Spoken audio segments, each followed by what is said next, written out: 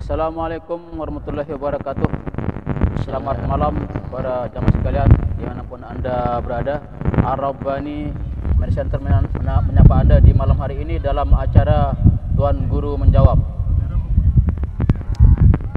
Para jamaah sekalian dimanapun anda berada, pada tayangan kami ini adalah dalam rangka acara tayangan Tuan Guru Menjawab yang kami tayangkan itu antara hari Sabtu dan hari Minggu sore, dan para pemirsa dimanapun berada dapat menanyakan secara langsung maupun tidak langsung melalui nomor WhatsApp kami yaitu 085963146788. Kami selalu menunggu pertanyaan anda, dan pada malam hari ini kami sudah ada pertanyaan dari pemirsa dengan yang beralamatkan di Sulawesi Selatan. Dia menanyakan kepada Tuan Guru. Kebetulan pada malam ini adalah saya sudah berada di hadapan Tuan Guru. Pemirsa bertanya, Tuan Guru menjawab seperti ini. Pertanyaan beliau adalah, bagaimana pendapat Tuan Guru tentang maraknya LGBT saat ini? Karena saat ini adalah LGBT marak-maraknya diomongkan di setiap masyarakat. Kira-kira menurut Tuan Guru bagaimana ini? Bismillahirrahmanirrahim. Alhamdulillah wassalatu wassalamu ala Rasulillah wa ala alihi wa sahbihi wa man walah, amma ba'du.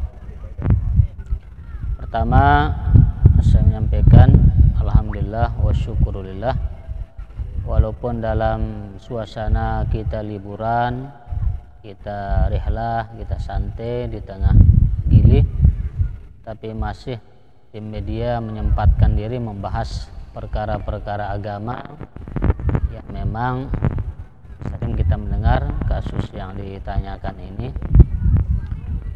Sebenarnya perkara LGBT ya, mungkin singkatan dari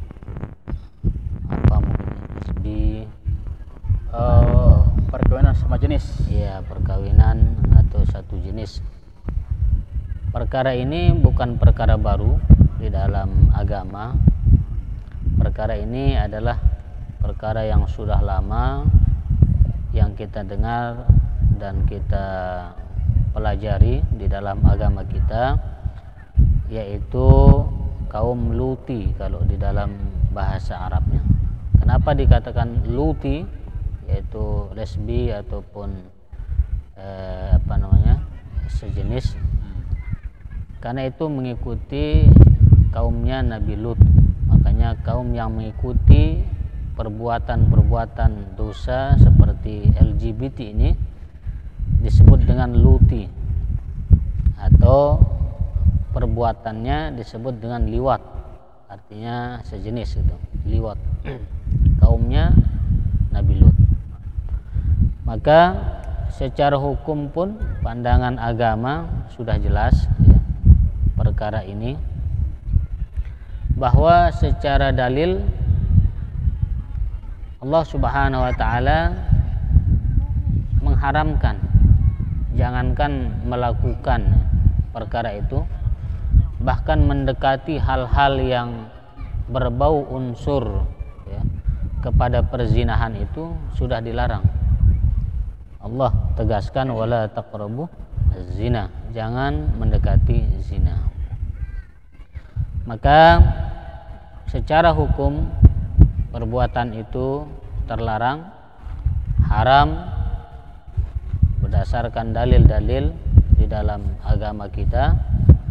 Maka orang-orang yang melakukan hal itu tentu dia melanggar ya aturan agama dan berdosa. Dan secara akal juga, bahwa manusia ini diciptakan berpasang-pasangan, ada laki-laki, ada perempuan. Begitu juga dalam semua hal, di dalam bahkan di dalam tumbuhan pun ada pejantan ya, ada betina. Begitu juga di dalam hewan. semua sudah diciptakan berpasang-pasangan. Kenapa diciptakan berpasang-pasangan? Di antaranya hikmah diciptakan itu supaya bisa mempertahankan jenis manusia itu. Coba kita bayangkan secara akal, kalau sesama jenis bagaimana bisa berkembang manusia ini? Pasti akan musnah. Sehingga Allah Subhanahu wa taala juga sudah menegaskan di dalam surat Ali Imran, tidak salah ayat 14 itu, zuwina linnasi hubbus syahawati minan nisa. Jadi manusia ini sudah dihiasi dengan keinginan-keinginan. Di antara keinginan laki-laki itu dia suka kepada lawan jenis perempuan. Itu normal, ya. Seorang laki-laki suka kepada perempuan dan perempuan suka kepada laki-laki. Memang sudah begitulah diatur, zuwina linnasi hubbus syahawati minan nisa. Allah sudah mengaturnya begitu. Maka orang yang melanggar fitrah aturan daripada agama ini, maka dia memiliki kelainan.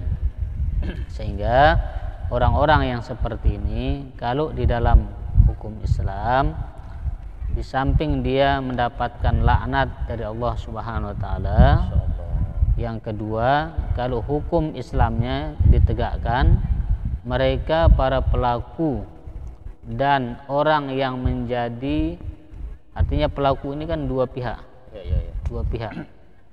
maka mereka harus dibunuh kalau hukum Islam itu. Sehingga para sahabat ketika membicarakan bagaimana cara pembunuhan mereka itu, Sayyidina Ali tidak salah mengatakan mereka harus dibakar. Cara membunuhnya mereka harus dibakar. Sahabat yang lain mengomentari cara menghukum mereka dengan cara membunuh itu mencari tempat yang tertinggi di suatu tempat. Nah, mereka dijatuhkan dari tempat yang tinggi itu, kemudian disusul lagi dengan lemparan batu. Sampai begitulah, karena ini adalah penyakit yang bisa saja kalau ini dibiarkan akan terulanglah kisah kaum Nabi Lut itu. Kan ini bahaya. Kalau sudah terjadi itu bukan hanya mereka yang akan merasakan akibatnya, tetapi kita semua. Karena kalau sudah datang bencana, dia nggak pilih lagi mana pelaku mana yang tidak pelaku, akan rata. Oleh karena itu tugas kita sebagai tokoh agama menghimbau, mengingatkan masyarakat. Sebagai anggota DPR harusnya menyuarakan bagaimana menguatkan undang-undang supaya perbuatan-perbuatan seperti ini harus dibuatkan aturan, dibuatkan undang-undang supaya dilarang, sehingga apa yang kita harapkan menjadi negara yang baldatun thayyibatun rabbun ghafur itu bisa terwujud. Jadi DPR kekuatannya di undang-undang, ulama kekuatannya di ceramah-ceramah, masyarakat kekuatannya adalah saling mengajak, saling mengingatkan. Jadi semua unsur kalau sudah bergerak di bidangnya masing-masing, insyaallah penyakit ini akan bisa teratasi, insyaallah. Intinya hal seperti ini adalah dilarang oleh agama. Diharamkan oleh agama, dan juga secara akal saja, nggak usah pakai agama, secara logika nalar manusia juga gimana akan bisa, sudah sangat jauh bertentangan dengan logika manusia. Bersama jenis bagaimana bisa akan terjadi manusia ini akan bertahan, akan berkembang kalau dibiarkan. Maka ini secara logika juga sudah tidak masuk, apalagi secara agama. Karena binatang saja yang nggak pakai akal itu tahu dia mana yang betina yang harus untuk mempertahankan jenisnya, sudah tahu, memang sudah dinalurikan begitu. Nah, apalagi manusia yang memiliki akal. Demikian para jamaah sekalian tanggapan dari narasumber kami, semoga bermanfaat untuk kita semua, dan untuk ke depan harapan kami juga semoga juga kami mau menunggu pertanyaan-pertanyaan berikutnya. Ada penanya yang kedua ini, mungkin yang sekarang ini sedang baru saja ini terjadi apa sih namanya masalah Ustadz kita Tuan Guru Haji Abdul Somad tentang dilarang dicegat untuk memasuki Australia, Singapura. Kira-kira tanggapan Tuan Guru ini bagaimana ini? Pertama, Ustadz Abdul Somad ya, beliau pernah datang ke pondok kita memberikan ceramah. Pada waktu itu saya sempat membuat beberapa syair untuk memberikan motivasi kepada beliau.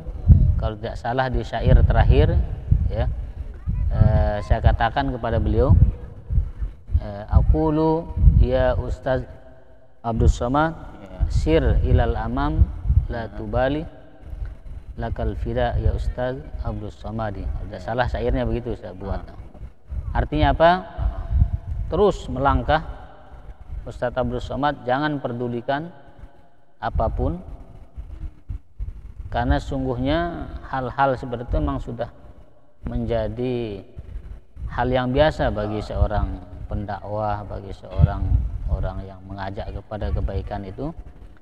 Karena jangankan beliau, Nabi saja yang maksum, yang tidak melakukan kesalahan, selalu dicari-cari kesalahan. Selalu dicari-cari kesalahannya. Apalagi ya kita lah manusia biasa, tidak seperti Nabi. Bahkan Nabi saja dituduh penyihir dan macam-macam, dituduh gila dan sebagainya. Tapi beliau tetap berprinsip, saya hanya menyampaikan. Masalah umat menerima, kalau dia dapat hidayah dari Allah sudah. Nah itulah sebatas tugas kita. Kemudian terkait kasus yang kemarin yang kita dengar di deportasi istilahnya, artinya dibalikkan karena beliau informasinya yang kita dengar beliau sudah masuk. Beliau sudah masuk, artinya sudah diterima, sudah masuk, tetapi belum bisa keluar dari imigrasi itu. Nah maka sebagian berpendapat bahwa perkara itu sebenarnya perkara yang biasa, karena suatu negara memang punya aturan, punya hak wewenang. Tetapi yang menjadi permasalahan, beliau ini adalah seorang ulama, tokoh agama, tokoh panutan, maka tidak wajar beliau harus ditolak dengan alasan yang belum jelas. Apalagi dengan alasan menuduh terorisme, radikalisme. Beliau kita dengar selalu menyejukkan ya. Kemudian ceramah-ceramah beliau juga membuat orang tertawa, senang. Betul. Jadi radikalnya itu mungkin menurut pandangan orang-orang yang memang kepentingannya terganggu. Karena kalau mengatakan yang benar itu dikatakan radikal, mungkin para nabi, para pendai ini semuanya radikal karena dia mengatakan yang sebenarnya. Dan yang menuduh radikal itu siapa? Nah ini yang menjadi pertanyaan. Dan juga mudah-mudahan lah untuk dengan perkara yang seperti ini pemerintah kita bisa menyelesaikan dengan baik, karena sempat saya melihat di berita juga para pendukung UAS ini sudah mulai mengadakan demo ya, sudah memberikan masukan secara tegas. Sehingga karena jangan sampai para tokoh agama kita dihinakan, nanti ujung-ujungnya orang nggak ada lagi yang mau akan menjadi dai, berceramah kalau selalu diperlakukan hal seperti ini. Maka harapan saya ya, beliau tetap tegar, tetap semangat, jangan kendor. Kemudian pemerintah juga harus menyelesaikan masalah ini dengan baik sehingga hubungan antar negara juga semakin baik. Ini kan kabarnya UAS ini kan bukan untuk dakwah. Iya. Kabarnya kan untuk berlibur bersama keluarga. Itu yang membuat para pengikut beliau ini yang tidak terima. Yeah. Kira-kira menurut pendapat Tuan Guru tersingkat gimana?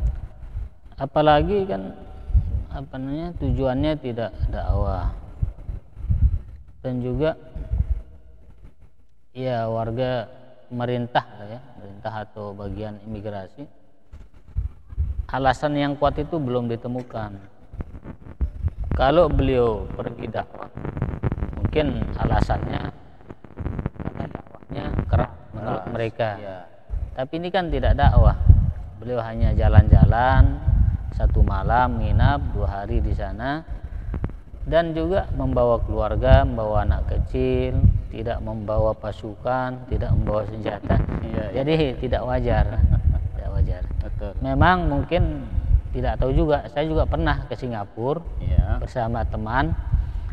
Saya lolos, teman ini karena namanya ya Sultan Mujahidin, dia tertolak juga dia. Dan lama ditahan. Dia katakan mungkin karena namanya ada Mujahidin itu, jadi mujahid, dikira akan melakukan apa namanya, sehingga harusnya dia yang bawa saya keliling Singapura, dia yang tertahan, saya yang lolos, jadi bingung jadinya. Dan jalan-jalan sebentar Singapura, mestinya menginap tapi nggak jadi.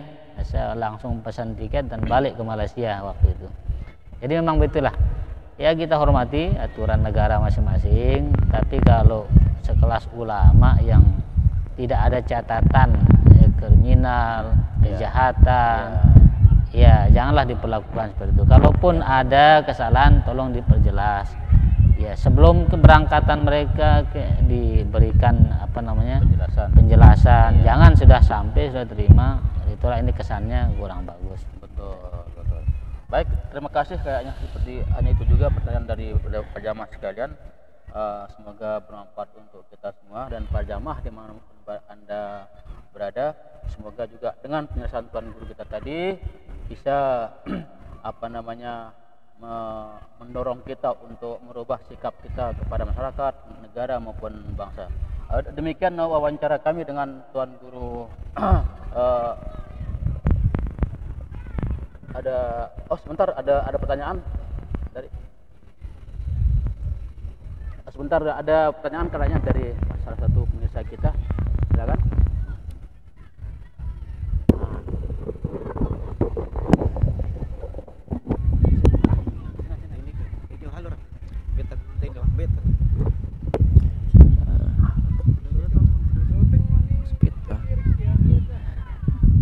Bismillahirrahmanirrahim. Assalamualaikum warahmatullahi wabarakatuh. Nama saya Eri, berasal dari Desa Wanasaba. Alhamdulillah di tengah kita sedang berada bersama Tuan Guru, tepat di Tiang mau menyampaikan beberapa satu pertanyaan saja yang saat ini sedang marak yang sedang dibicarakan oleh para penonton film, khususnya Bapak Tuan Guru kan. Sekarang ini sedang viral mengenai film KKN di Desa Penari. Nah, di film itu dijelaskan mengenai hal-hal yang gaib lah di film tersebut. Nah, ya, misalnya ada jin yang bersama kita atau bersama orang kan, yang kalau di film tersebut itu jadi jin hadam namanya kan, kalau tidak salah jin hadam. Jadi jin hadam itu dia diturun-temurunkan. Apakah itu yang dimaksud atau apakah itu yang dimaksud dengan syariat? Ada jin yang mendampingi kita. Nah, terus yang kedua yang mau saya tanyakan,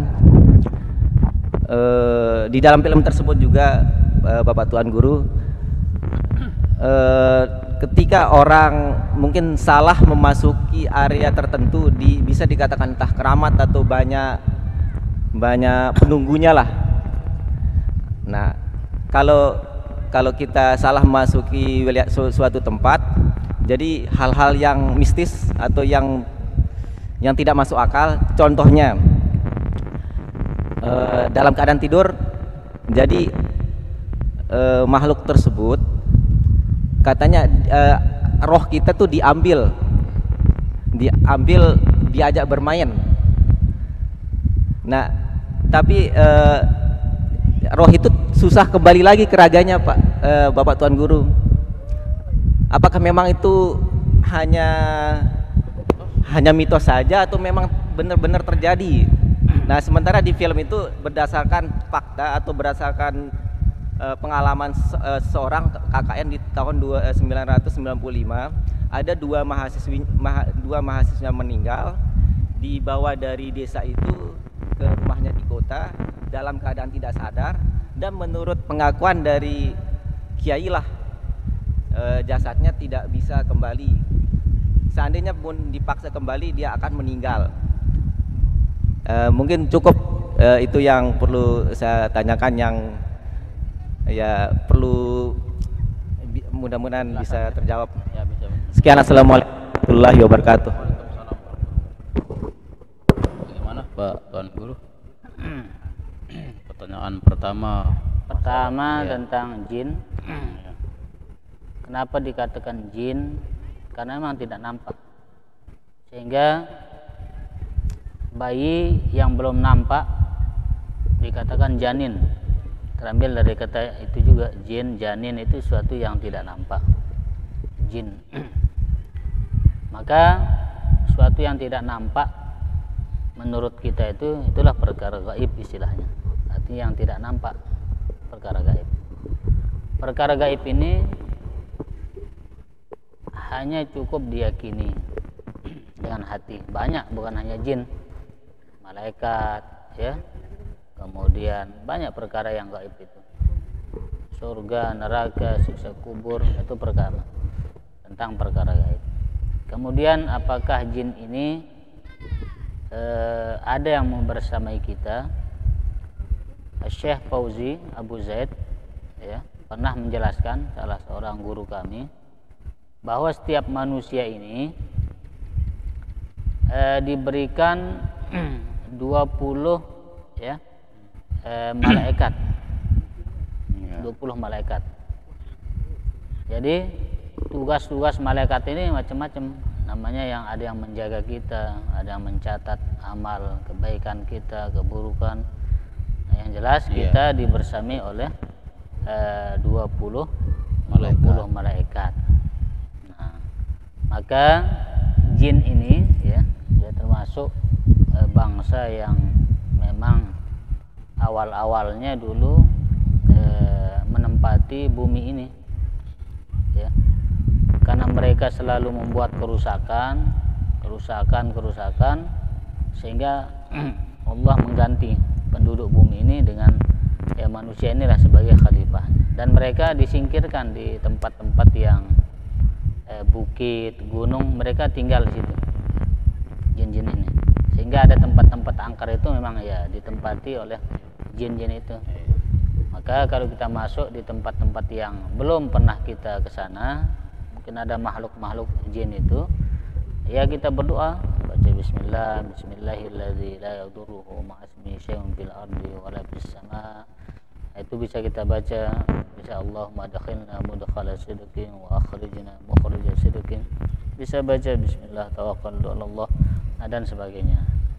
Maka jin itu ada, ya. Kemudian kita yakin jin itu juga sama dengan manusia, ada yang baik, ada yang tidak baik. Itu pertanyaan tadi ya? Iya. Pertanyaan yang kedua masalah ruh. Ya, ruh, ya. Kalau ruh ini memang susah kita kaji, karena memang Allah sendiri sudah tidak memberikan penjelasan yang lebih, sehingga Allah firmankan di dalam Al-Quran, yas'alunaka 'anir ruh, apabila mereka bertanya kepadamu tentang ruh, wahai Nabi Muhammad, ya, qulir ruh min amri rabbi, katakanlah ruh itu urusan Tuhanku. Jadi tidak diberikan banyak hal tentang perkara ruh itu, termasuk apakah jin itu bisa ya mengambil ruh atau tidak. Saya rasa kalau jin mungkin ya tidak punya kekuatan itu, karena itu hanya kekuasaan Allah Subhanahu wa taala yang yang sifatnya ruh itu, makanya dijelaskan dalam Al-Quran itu kulir ruh min amri rabbi, ya. Jadi katakanlah ruh itu urusan Tuhanku. Sehingga kita sebagai manusia jadi mempertanyakan suatu yang sebenarnya, ya, yang bagus itu adalah pertanyaan yang bisa menambahkan keimanan, ketakwaan itu. Karena ada ungkapan ulama itu, al ilmu bihi la yanfa wal jahlu bihi la yadur. Kita tahu itu juga manfaatnya untuk kita apa, enggak tahu juga mudaratnya untuk apa-apa. Sehingga kalaupun harus kita ingin mendalami sesuatu, kira-kira kalau saya tahu manfaat saya itu apa, manfaat yang akan saya terima. Kalau saya tidak tahu, kira-kira mudaratnya ke saya apa. Sehingga seorang muslim itu berupaya mencari sesuatu yang bermanfaat dan bisa menghindarkan dirinya dari perkara-perkara yang mudarat. Sehingga sekali lagi, perkara ruh ini adalah perkara yang sangat terbatas, ya. Banyak orang mengkajinya memang tidak mampu karena memang dibatasi. Nah, karena sudah dijelaskan yas'alunaka 'anir ruh qul ruh min amri rabbi wallahu a'lam bishawab. Demikian Bapak Heri atas pertanyaan tadi. Semoga bisa dimengerti dan bermanfaat juga untuk kita semua. Sepertinya pertanyaan-pertanyaan yang sudah dijawab oleh Tuan Guru, insya Allah kita bisa mengambil hikmahnya. Dan harapan kami dari AMC Team untuk berikutnya juga kami tunggu pertanyaan Anda. Bisa kirim lewat SMS, bisa kirim lewat WA di nomor kami yang sudah kami sebutkan tadi, yaitu 085 963 146 788. Demikian dari kami AMC Team, dan terima kasih Pak Tuan Guru atas waktunya. Mudah-mudahan minggu yang berikutnya juga kita bisa tayangkan hal seperti ini. Terima kasih Pak. Assalamualaikum warahmatullahi wabarakatuh.